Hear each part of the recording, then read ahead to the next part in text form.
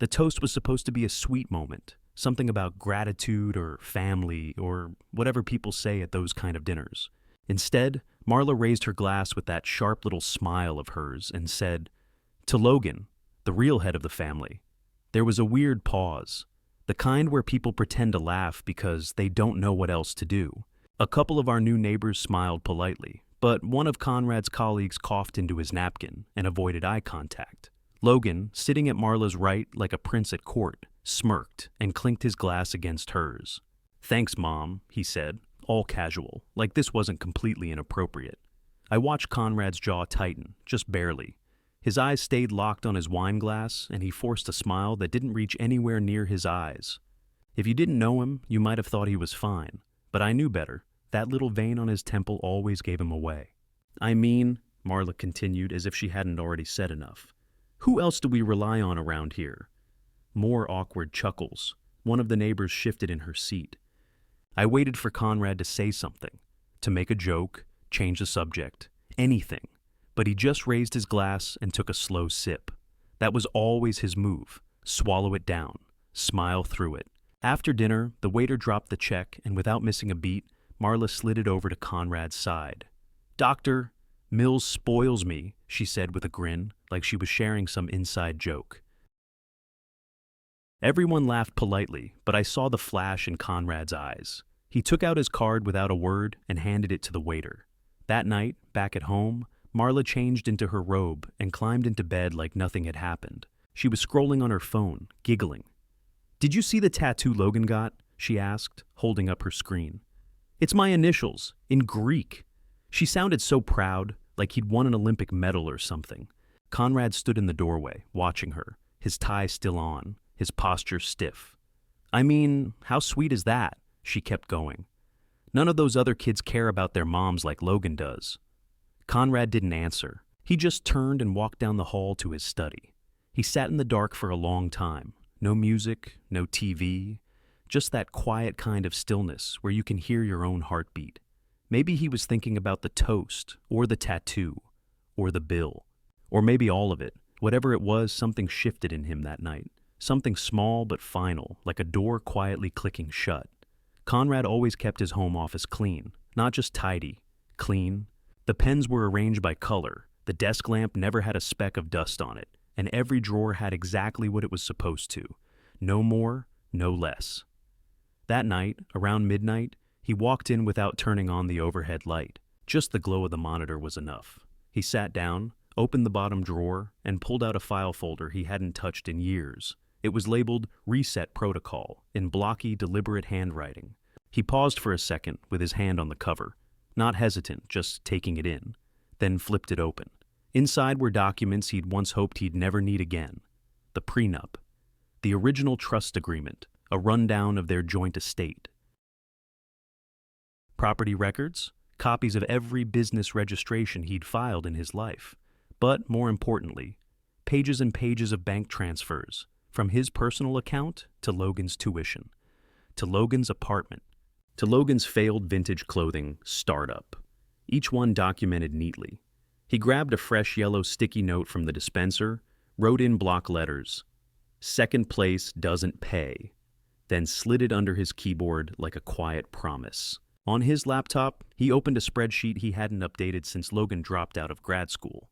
He added a line for that night's dinner, $418.74, LaRue, paid via Platinum Amex, no thanks given. He added a note next to it.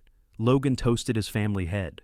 He stared at the screen for a while after that, unmoving. His face didn't change. It almost never did when something hurt. From down the hall, he heard Marla's voice, loose with wine and satisfaction. "I think Logan's getting that second tattoo after all," she called out. "It's gonna say matriarch's boy in Latin. Isn't that hilarious?" He didn't answer. She laughed to herself and rolled over, leaving her wine glass half finished on the nightstand. Conrad finally spoke, but only to the computer screen. Just 3 words, low and calm.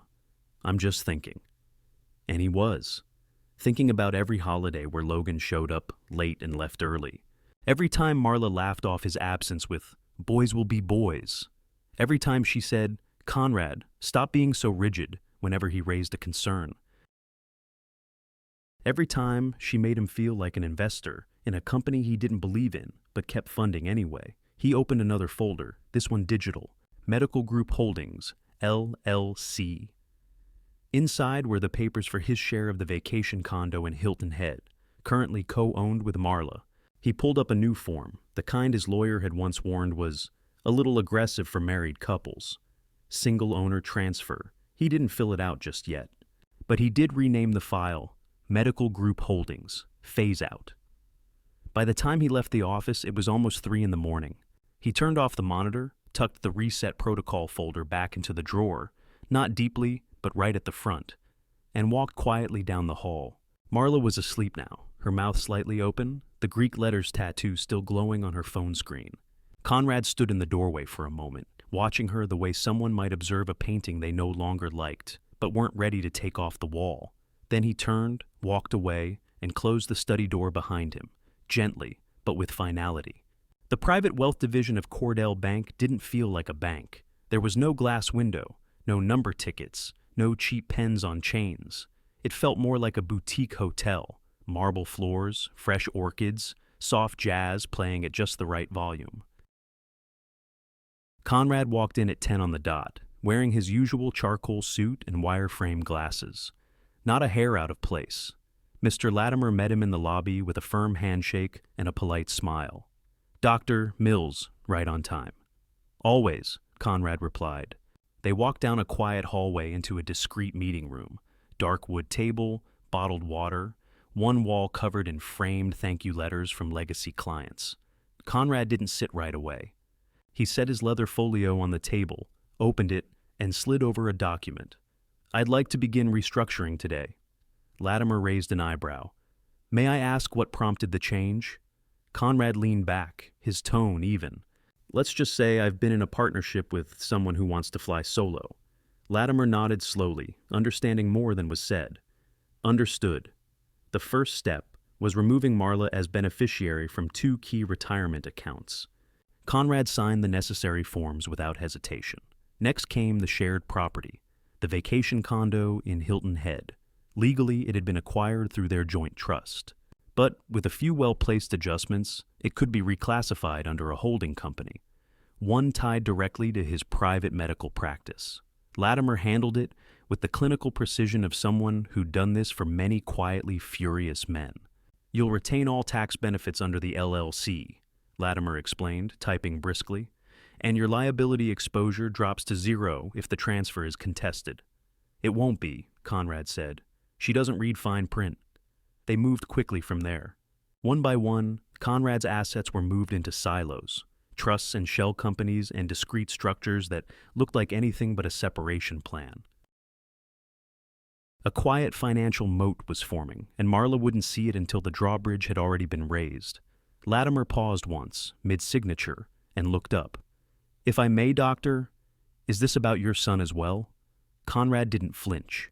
He's not my son, but yes. Understood.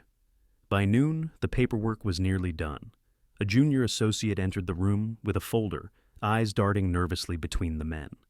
Final documents for the trust restructuring, she said. Conrad flipped through them, line by line, initialing where needed. The new trust was airtight. Marla no longer had any beneficiary rights. Logan, once listed as a fallback recipient, had been scrubbed entirely. In their place, a charitable foundation in Conrad's name, one with no public-facing board and a mandate for privacy. He signed the final page and closed the folder. It made a soft thud against the table. Latimer gave a professional smile. You've built a fortress. Conrad adjusted his cuff. That's the idea. He stood and buttoned his jacket. No dramatic speeches, no self-congratulation. Just a nod and a calm walk toward the elevator. Outside, the city buzzed with lunch hour noise. Conrad didn't hear any of it.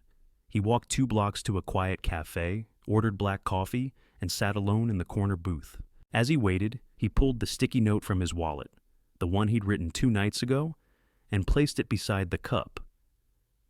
Second place, doesn't pay. He took a sip, eyes on the street. Marla and Logan wouldn't notice anything had changed. Not yet. But when they did, there would be nothing left to argue over. Only silence. And locked doors. It started with the front door swinging open too fast, like someone entering a party instead of a private home.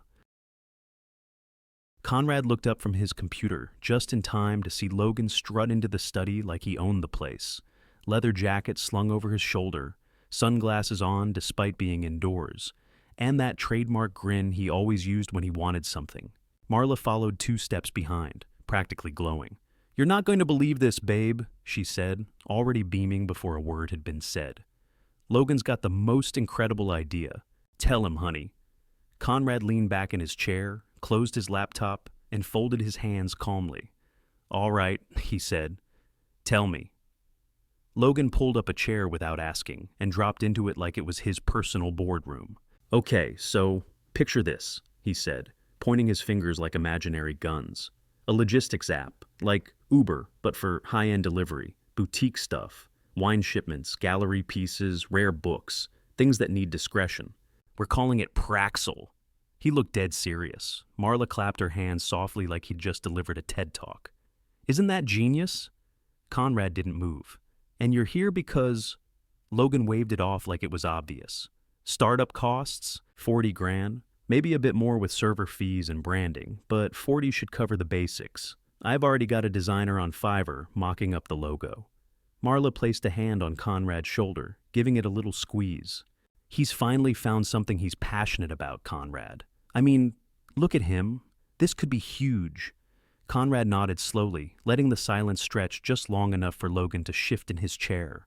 "I'll need to see a full business plan," Conrad said finally. Logan blinked. "I mean, I haven't typed it all out yet. It's still kind of evolving. Any market research, projected returns, development timeline?" Logan laughed, confused. "It's a startup. You don't start with numbers, you start with the dream." Marla jumped in. "Come on, sweetie. It's not like this is high risk. It's Logan. He just needs a little help getting on his feet." Conrad reached for his coffee and took a slow sip before answering. "No?" The word landed like a slap across the room. Marla's smile faltered. Logan blinked, unsure if he'd heard right. "No," he repeated with a little laugh. "That's correct," Conrad said. "You have no business plan, no experience, no equity to offer, and no accountability. I'm not investing in Praxel." Marla's mouth dropped open. "Conrad, I've funded enough dreams," he said quietly. "This one doesn't even come with a spreadsheet." Logan sat back, his face changing in an instant.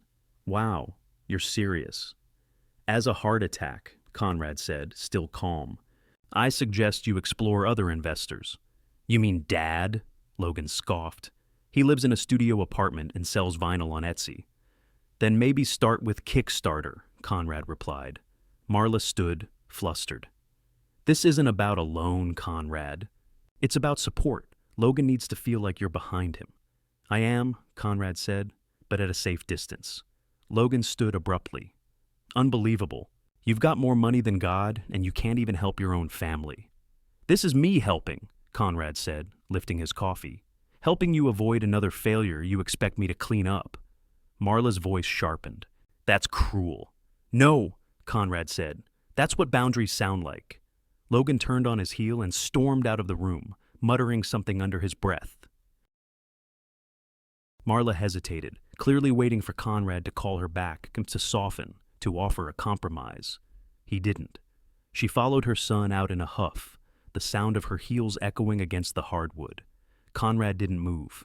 He sat there, coffee in hand, looking out the window as the garden sprinklers turned on. This wasn't anger, it was clarity, and in the quiet, his refusal rang louder than any outburst ever could. It was a Wednesday morning when Conrad's phone buzzed with a name he hadn't seen in months. Richard Laskin, an old friend from residency, now a hospital director and part-time golf buddy. Conrad picked up. "Conrad, you got a minute?" "Sure. I'm only calling because, well, I figured you'd want to hear it from someone who doesn't have an agenda." That got Conrad's attention. He stood and closed the study door. "It's Logan," Richard said. "He was booked last night. DUI. He crashed a leased Audi just off Mason Drive. No serious injuries, but the car's totaled." Conrad didn't say a word. Richard cleared his throat. "The car is under Marla's name. The lease, the insurance, all of it." But Logan was the driver. Police did a field sobriety test. Failed it. Did Marla call you? Number A guy in admin flagged it when they pulled her insurance file. Thought I should know. Conrad stared at the bookshelf across the room, his gaze settling on nothing. Thanks for the heads up, he said. Appreciate it. After he hung up, he sat back down and opened his personal records folder. A small tab near the back read, Contingent Clauses, Will. He pulled it out, reviewed the printout, and grabbed a pen. He drew a clean black line through Logan's name. No fallback trust, no inheritance triggers, nothing. He didn't sigh.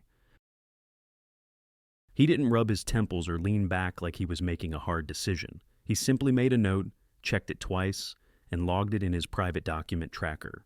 That night, Marla was unusually upbeat. They were eating dinner at the kitchen bar, grilled salmon with a side of her usual chatter. So I was thinking, she said between bites, Logan and I might take that mother-son retreat they're advertising on that wellness site, the one in Sedona. Hiking, meditation, that kind of thing. You know, just some bonding time. He's been through a lot lately. Conrad forked a piece of fish. Oh? Marla smiled, reading his face for a reaction. Yeah, he needs a reset. Some clarity. And I figured, it's good for both of us. We've had a lot going on. I'm sure, Conrad said. She glanced at him sideways. You're not mad or anything, right? He kept chewing, swallowed. Why would I be mad? I don't know, she said with a shrug. Sometimes I feel like you think I baby him. I don't think that, Conrad said. I know it. Marla rolled her eyes. Oh, come on, he's finding his way. Conrad didn't respond. He reached for his glass of water and sipped slowly. His expression never changed. Marla kept the rest of the dinner light, talking about spa dates and a new essential oil she wanted to try. Every few minutes she checked him, small, darting glances like she was waiting for a crack, a hint that he'd caught wind of the accident. But he gave her nothing. That night, when she went to bed with her herbal tea and noise-canceling earbuds, Conrad returned to the study. He opened the trust folder again, cross-referenced it with the legal notes from Mr. Latimer, and finalized the new draft of his will. There would be no more hidden lifelines, no safety nets quietly maintained out of love or obligation. Logan's name was gone from every single document that mattered, and Marla, she would only learn about the changes when it was far too late to stop them. By Friday morning, Conrad's phone was already vibrating before his alarm even went off. It buzzed again while he brushed his teeth, and again while he poured his coffee. He didn't check it. He already knew. Logan had been arrested. Conrad had let the calls go to voicemail, one by one, until the number count ticked into the double digits. He finally looked at the screen just after 9 a.m. and saw the expected suspects, Marla, Logan, one unknown number, probably the county jail. Then came a PDF attachment. It was from the financial firm that handled their joint annuity account. The subject line read, Urgent Signature Request, Partial Liquidation Form. He opened the file. It was a pre-filled withdrawal form for $42,500. Under owner's signature, there was a familiar scrawl, his own. Or rather, the one Marla always traced when she wanted things done quickly. He didn't get angry. He just opened his document folder, found the latest version of their account protocols, and uploaded it into his fraud alert system. Minutes later, an email pinged from the firm. Request rejected. Signature mismatch. That was when the texts shifted from casual to frantic. Marla, they won't process the form. I don't know what happened. Can you just sign it again? It's time sensitive. Marla, again. This is your family. Stop being so cold. Logan is in real trouble. Logan, you've made your point, old man. You're bitter and spiteful and pathetic. Keep your damn money. I'll remember this. Then another message. This one, a voicemail. He didn't recognize the number, but the voice was Logan's. Hey, this is Logan. Look, I know we're not exactly close or whatever, but this is serious. I'm in county. I need someone to post bail, and Mom's trying, but it's taking too long. Just sign the form, man. That's all you have to do.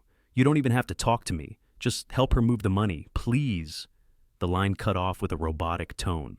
Conrad stood in the middle of the study, staring out the window at nothing. Then he opened a locked folder in his drive labeled Marla Audio, Fall 2022. It was a voice memo he'd saved, not because he needed it, but because it reminded him. He hit play. Her voice came through clear as day from that late September evening, after too much Chardonnay and a phone call with her sister. Conrad's just wallpaper. Logan's the legacy. Everyone knows it. I married security. But Logan? He's the future. She had laughed after she said it, not meanly, just with that careless tone people use when they forget they're being recorded. Conrad listened all the way through, then closed the file. He didn't reply to Marla, didn't return the unknown number, didn't speak to the financial firm. He simply got dressed, drove to his clinic, and started his day. Logan would sit in that cell until someone else figured it out. And Marla, she was about to learn that the wallpaper she'd been leaning on all these years had finally peeled itself off the wall and walked away. It was a slow Tuesday at the clinic, the kind of day Conrad actually preferred. Routine procedures, no emergencies, soft jazz playing low at the front desk. He was finishing notes on a post-op patient when the sound of the waiting room door crashing open broke the calm. Then came the voice. "Where is he?" Marla's voice was loud, sharp, and already fraying at the edges. "Where is my husband?" Conrad didn't even flinch. He clicked save on the patient file and stood up calmly, just as his assistant Nicole appeared in the doorway, eyes wide. "She just walked in, doctor. Mills. I told her." "It's fine," Conrad said. "Give us a minute." He stepped out into the hallway just in time to see Marla storming past the receptionist desk, lips tight, face flushed, eyes wild with equal parts rage and desperation. Her makeup was perfect, but her energy was chaotic. The look of someone who'd spent the last 3 days crying, shouting, and not sleeping, and was now running entirely on fumes and fury. "You ignored my calls," she snapped. "I saw them," Conrad said calmly. "And you didn't answer," she hissed. "You let Logan sit in jail for 3 nights. You wouldn't even co-sign the release." Conrad didn't respond. He simply stepped aside and motioned toward a private office. "We're not doing this in front of patients," he said. "Oh, we're already doing it," she barked, throwing her hands up. "You made it public when you decided to act like some cold, punishing tyrant instead of a husband." A nurse peeked around the corner. Nicole stood frozen behind the desk, one hand over the phone like she was debating whether to call security. Conrad took a step closer to Marla and lowered his voice. "You can yell or you can talk, but you're not going to embarrass yourself in front of my staff." "Your staff?" she scoffed. "Is that what this is now? Just your world and we're all supposed to live in it?" "This is my clinic," he said, his tone so steady it chilled the hallway. "And you're trespassing." Marla's face twisted. "Unbelievable. After everything I've stood by you for..." "You've stood by me?" Conrad repeated, his voice barely above a whisper. "You mean when you let your son forge my signature? When you lied about a DUI? When you called me wallpaper behind my back?" Her face went slack. He leaned in closer. "I hear everything, Marla. Always have." That's when she cracked. "You're heartless," she screamed. "You think money makes you powerful? You think just because you own a building and wear a lab coat, you're better than the rest of us? You're a ghost, Conrad. Cold, empty. You don't even fight back. You just disappear behind paperwork and bank statements." She was breathing hard now, chest rising and falling, her hair frizzing at the edges, eyes glossy with angry tears. Conrad turned to Nicole, who hadn't moved an inch. "Call security," he said simply. Marla laughed, short and hollow. "Are you serious?" 2 minutes later, building security walked her out. The entire clinic was dead quiet as she was escorted past the reception desk. A few patients in the waiting room looked up from their phones, others pretended not to stare, but the staff didn't pretend. They watched, wide-eyed, stunned into silence. Conrad adjusted his collar, turned back toward his office, and picked up right where he'd left off. Notes, vitals, follow-up schedules. Not a single word about what just happened. That evening, the clip hit a local Facebook group. "Doctor's wife meltdown at Midtown Medical." Someone had caught the tail end of it on their phone, just enough to show her shouting, security guiding her toward the exit, and Conrad standing behind. The glass door like a statue. The post had thousands of views by morning. The comments were merciless. "He handled that like a king." She screamed like she was owed something, embarrassing. "Protect your peace, Doctor Mills. We're all watching." And for once, everyone did see it, not the polished version of Marla she always tried to project, but the truth. Conrad never liked parties thrown in his honor. He tolerated them, smiled for the photos, made polite toasts. But that night, the retirement dinner, was different. It wasn't thrown for the sake of formality. It was real, earned. The ballroom at the Cypress Club was packed. Former colleagues, mentees, hospital board members, people who had known him at every phase of his career. They stood one by one to offer toasts that weren't filled with fluff, but with quiet reverence. "To a man who let his actions speak louder than his title," one said. "To the calm in every storm," said another. No one mentioned Marla, not once. She wasn't there. She hadn't even been invited. Everyone already knew. Toward the end of the night, Conrad stepped up to the mic. He didn't talk long, just thanked the room, named a few key mentors, and left them with a line that made the whole place lean in just a little closer. "I've learned in life," he said, "that the best form of love is not loyalty, it's respect, and the moment it's gone, so am I." There was a pause, then a ripple of applause, not loud, but deliberate. He stepped away from the podium and returned to his table, where a small envelope sat next to his glass of bourbon. No return address, no handwriting. He opened it. Inside was a printout of a text. From Logan. "You betrayed us." Conrad reached into his wallet, pulled out the sticky note he'd carried for weeks, and placed it on top of the paper before folding both together neatly. "Second place doesn't pay." He didn't bother replying, but someone did.